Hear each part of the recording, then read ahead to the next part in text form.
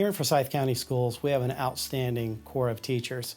But one of the things technology has enabled us to do over the last couple years specifically is to personalize instruction and differentiate instruction, and that's been a real game changer in Forsyth County Schools. Technology has a profound impact on learning, especially within a school system that is a bring your own technology school system like Forsyth County Schools. In the classroom, it impacts our instruction. A lot of teachers do plan to include technology and integrate technology in a transformative way in our classrooms, and so students who do not have access to technology are not necessarily going to have access, like their peers, to the instruction for that day. Overall, I think it's increased our student achievement.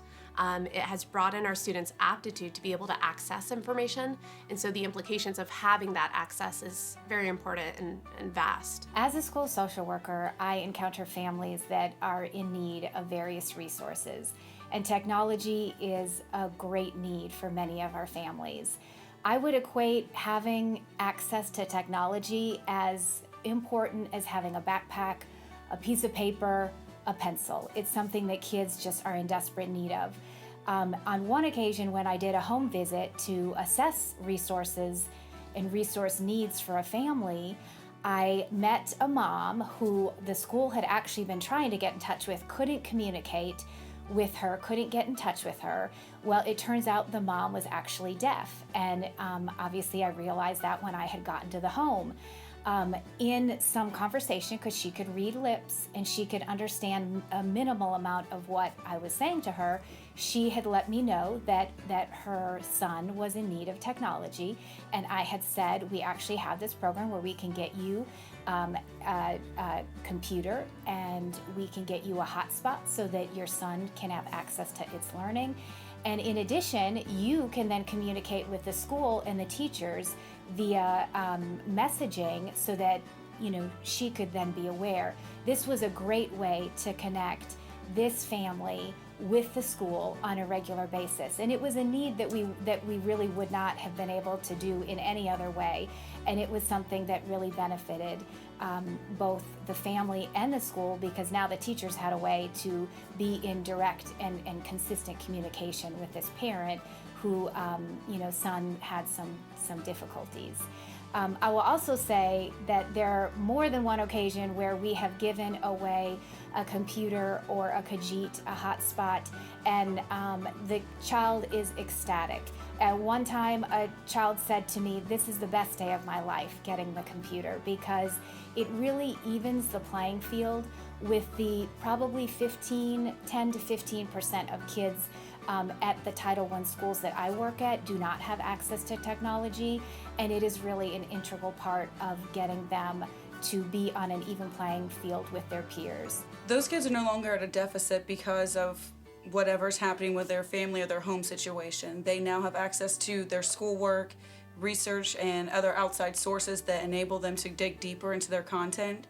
And we actually have a particular situation right now. We have a boy who had surgery for cancer this morning, and through our school providing him a device and internet, he's able to stay connected to his friends and to his school while he's at Scottish Rite, and it gives them something to look forward to. They don't feel like they're left out. In today's world, with the way that education is, we rely on so much more than just textbooks. As soon as you print a textbook, it is out of date, and there's so much that people who are experts in the field can offer, but you can't bring them all into your classroom right away without technology. So you use technology to help bring in the rest of the world and to take your students to the rest of the world to see the things that they can't see when they're just sitting in the classroom at their desk.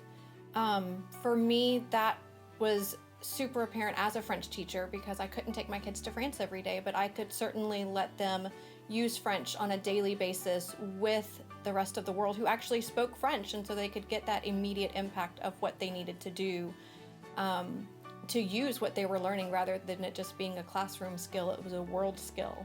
So there is certainly a digital divide amid some of our students, even within Forsyth County schools.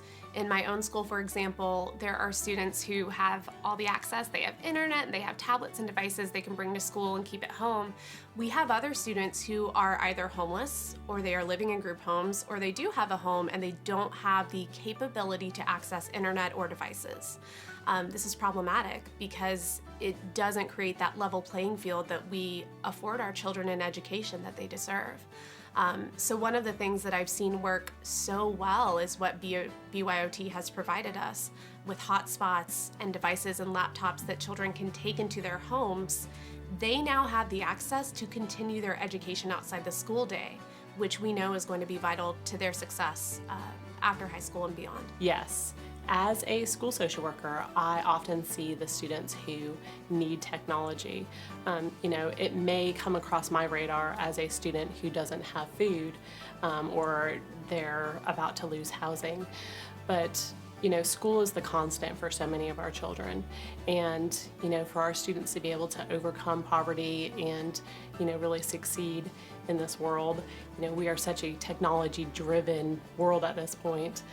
Having access to technology and having access to those learning opportunities that are available through having technology, those are just critical for our students. We are trying to get our teachers to use technology in their classroom, but that becomes a difficult prospect if you have students in your classroom who don't have technology, because then you're asking them to do something that you already know they're not going to be able to do. But with the BYOT Foundation being able to provide the devices and the internet hotspots, those kids have the same playing field as everyone else in the class, and so they're really able to take advantage and move beyond where they might have been, and hopefully be able to continue with the education, the same level of education that everyone else in the classroom is getting, and also continue to interact with the rest of the world in the same way that everyone else is, so that even if they can't travel, they can travel virtually. Our kids are really comfortable with emailing their teachers questions, and our teachers are really comfortable with emailing them back questions through that It's Learning platform. It's a safe platform, and so you know who you're talking to. And so they're just really comfortable in doing that. They'll email administration, hey, Dr. Jones, just so you know, I really need help with this, or this happened, or something like that. So they connect with us, and it's just an easy platform for them to do that. What Dr. Jim and Peggy Morrow have done here in Forsyth County Schools, it's really hard to put into words. We are fortunate in our community that we live in a very affluent area. Most of our students have devices and connectivity at home, but the reality is some of our students do not. And what Jim and Peggy has done has enabled us to put those devices and connectivity in the hands of students who need it, and that's helped to level the playing field, and we're greatly appreciative. A lot of the time, people tend to think that students of Forsyth County, and especially advanced placement students who just have it together and they've got everything going for them and they're organized and dedicated, that they have everything they need to be successful. Last year, I found that was not true for one of my students. One of my students, a young lady who was in my AP course, was having difficulty turning in assignments. I noticed that she kept missing deadlines, and this was very unlike her character, and it was very, very outside the scope of her aptitude. She was probably more able to do these things than a lot of her peers. After a couple of private conversations with her, I did find out that she did not have access because she was living in a transient home situation. So I worked with our media center specialist, and I worked with our instructional technology specialist, and we were able to get her not only a laptop, but also another device and a hotspot. And we were able to extend our own computer hours to better help her, to show that she could achieve as highly as she was able, just like her peers. And so that was really striking, I think, that even in an advanced placement setting, we have kids who don't have what other kids have. And to make that happen for her, I was just really proud that Forsyth County Schools could offer that to her. You almost made me cry. I love that girl.